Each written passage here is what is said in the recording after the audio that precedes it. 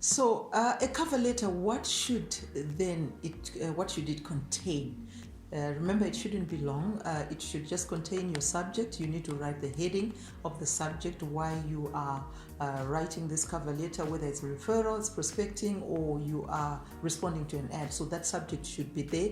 It must have your contact details, because employers, if you don't put your contact details, then it's as good as you have not written to them. Your contact details, your emails, your telephone numbers should all be there. And then obviously your salutation, to say to whom it may concern. I always advise not to write to whom it concerns, because if you know the name of the person who's actually advertising this job position, you need to write their name. It's more personal when you actually put in the name of the person. Or if you don't know, you'd rather say dear sir or madam than to whom it may concern. And then you go to your introduction. Your introduction should actually start by stating what the job you're applying for. That's the introduction. So it must be short, very small. I'm applying for this job. It was actually advertised in this journal or whatever. It must be very short. And then we go to the body. The body is this. This is just a paragraph. Don't make it too long. It's a paragraph or two just explaining why you're interested in the job and why you can make an excellent candidate for that position.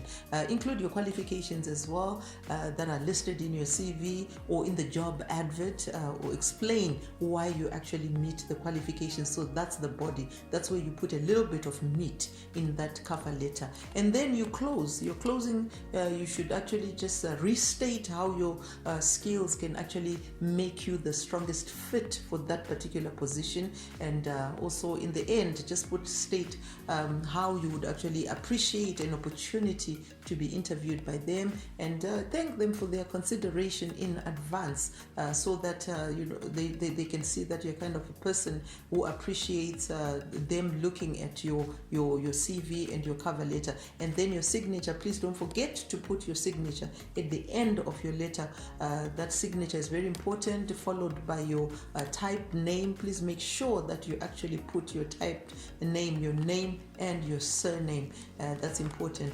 And there are some important notes to remember before you actually press that send button.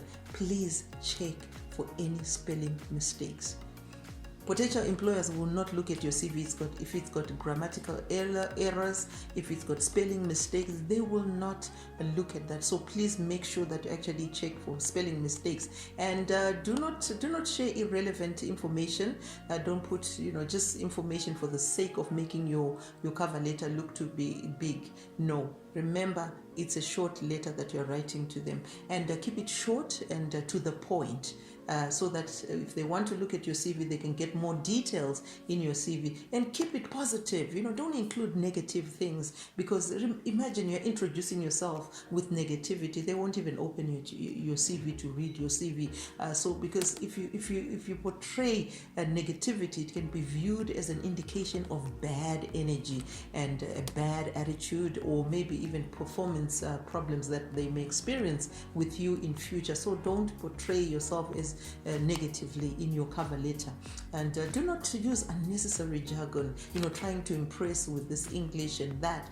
Keep it simple, or flattering language, because this can be deemed as arrogant or even sometimes conceited.